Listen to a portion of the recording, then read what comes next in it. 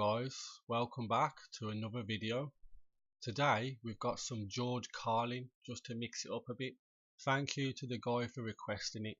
This guy has got so many views, I can't believe it, man. He's got loads. Older guy too. Let's get into it, man. Got my joint.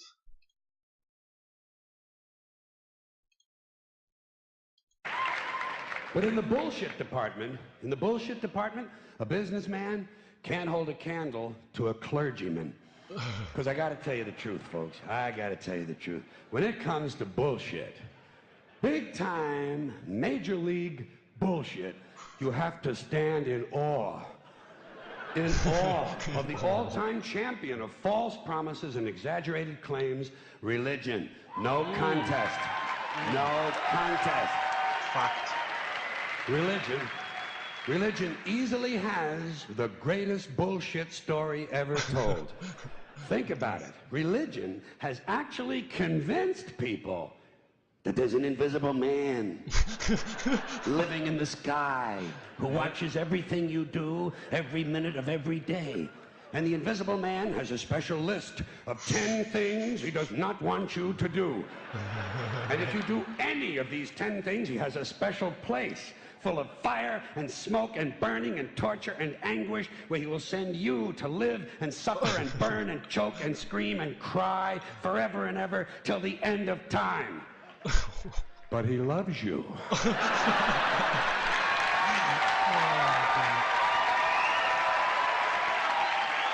See, when comics pull it like this, like I watch some English comedians and they also talk about religion and God and stuff.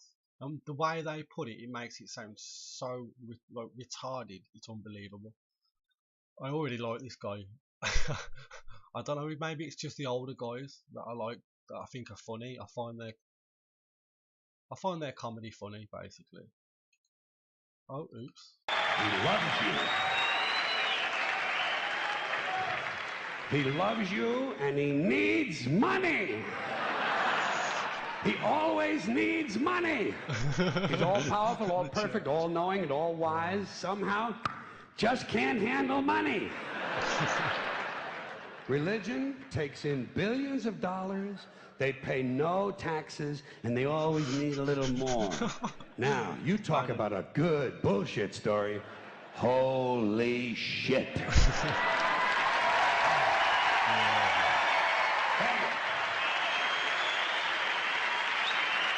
Thank you. But, thank you very much.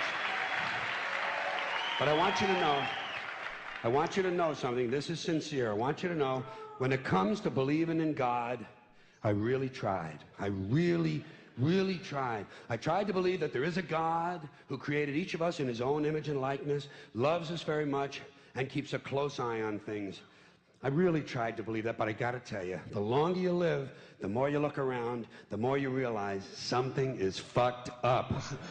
Something is wrong here. War, disease, death, destruction, hunger, filth, poverty, torture, crime, corruption, and the ice-capades. Something is definitely wrong. This is not good work. If this is the best God can do, I am not impressed. Results like these do not belong on the resume of a supreme being. This is the kind of shit you'd expect from an office temp with a bad attitude. And just between you and me, in any decently run universe, this guy would have been out on his all-powerful ass a long time ago. And by the way, I say this guy because I firmly believe, looking at these results, that if there is a God, it has to be a man. No woman could or would ever fuck things up like this.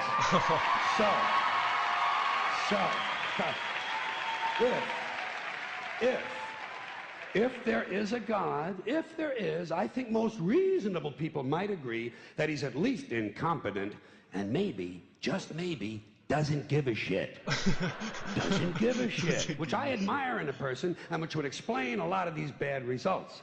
So rather than be just another mindless religious robot, mindlessly and aimlessly and blindly believing that all of this is in the hands of some spooky, incompetent father figure who doesn't give a shit, I decided to look around for something else to worship, something I could really count on. And immediately, I thought of the sun. Happened like that.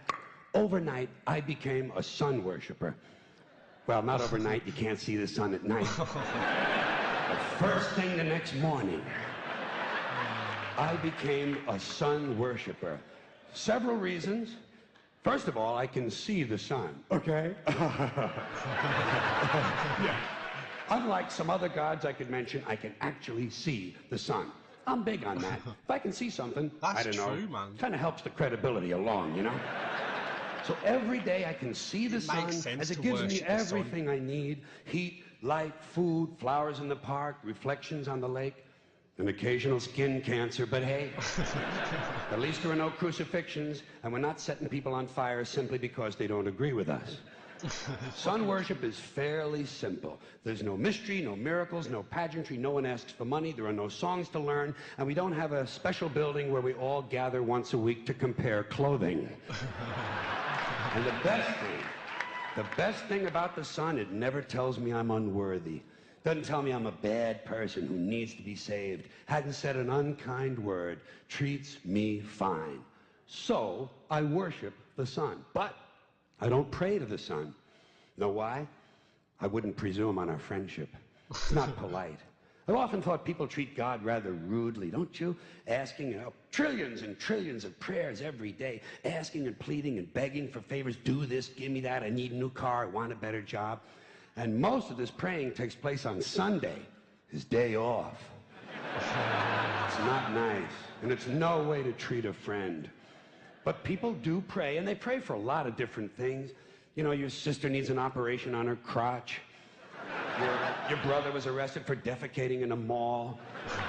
But most of all, you'd really like to fuck that hot little redhead down at the convenience store. You know, the one with the eye patch and the club foot, huh? Can you pray for that? I think you'd have to. And I say, fine, pray for anything you want. Pray for anything. But what about the divine plan? Remember that? The divine plan. Long time ago, God made a divine plan. Gave it a lot of thought, decided it was a good plan, put it into practice. And for billions and billions of years, the divine plan has been doing just fine. Now you come along and pray for something. Well, suppose the thing you want isn't in God's divine plan. What do you want him to do? Change his plan? Just for you? Doesn't it seem a little arrogant? It's a divine plan. What's the use of being God if every rundown schmuck with a $2 prayer book can come along and fuck up your plan? And here's something else, another problem you might have. Suppose your prayers aren't answered. What do you say? Well, it's God's will. Thy will be done. Fine, but if it's God's will and he's going to do what he wants to anyway, why the fuck bother praying in the first place? Seems like a big waste of time to me. Wow. Couldn't you just skip the praying part and go right to his will? It's all very confusing. So to get around a lot of this, I decided to worship the sun. But, as I said, I don't pray to the sun. You know who I pray to? Joe Pesci. Joe Pesci. Joe Pesci. Two reasons. First of all, I think he's a good actor, okay? To me, that counts. Second, he looks like a guy who can get things done. Joe Pesci doesn't fuck around. Doesn't fuck around. In fact, Joe Pesci came through on a couple of things that God was having trouble with. For years, I asked God to do something about my noisy neighbor with the barking dog. Joe Pesci straightened that cocksucker out with one visit. It's amazing what you can accomplish with a simple baseball bat. So I've been praying to Joe for about a year now. And I noticed something. I noticed that all the prayers I used to offer to God and all the prayers I now offer to Joe Pesci are being answered at about the same 50% rate. Half the time I get what I want, half the time I don't. Same as God, 50-50. Same as the four-leaf clover and the horseshoe, the wishing well and the rabbit's foot. Same as the mojo man. Same as the voodoo lady who tells you your fortune by squeezing the goat's testicles. It's all the same, 50-50. So just pick your superstition, sit back, make a wish, and enjoy yourself. And for those of you who look to the Bible for moral lessons and literary qualities, I might suggest a couple of other stories for you. You might want to look at The Three Little Pigs. That's a good one. Has a nice, happy ending. I'm sure you'll like that. Then there's Little Red Riding Hood, although it does have that X-rated part where the big bad wolf actually eats the grandmother, which I didn't care for, by the way. And finally, I've often always drawn a great deal of moral comfort from Humpty Dumpty. The part I like the best, all the king's horses and all the king's men couldn't put Humpty Dumpty back together again. That's because there is no Humpty Dumpty and there is no God. None, not one, no God, never was. In fact, I'm gonna put it this way. If there is a God, may he strike this audience dead. See, nothing happened. Nothing happened. Everybody's okay. All right? Tell you what. I'll raise the stakes. I'll raise the stakes a little bit. If there is a God, may he strike me dead. See? Nothing happened. Oh, wait, got a little cramp in my leg. And my balls hurt. Plus, I'm blind. Oh, now I'm okay again. Must have been Joe Pesci, huh? God. This guy is funny because he's a realist. Like, he just questions religion. That's great, man. Like, he's just basically just saying religion's bullshit. And he's giving his little story and he's basically proving that religion's bullshit. But yeah, man, I agree with pretty much everything he says. So thanks for the request. I'm going to do some more of him because I think the older guys, they say a lot more than what the younger guys do. Like, less PG, you know what I mean? Less censored. So yeah, hoping to get into some more George Carlin. And I'll do some more Bill Burr. I know the guy requested Bill Burr. I'll do some more Bill Burr and Conan for Dominic. So thanks guys, thanks for watching. Subscribe for more. Like if you like the video. If you don't like the video, then just dislike it. I don't mind. Thank you. Peace.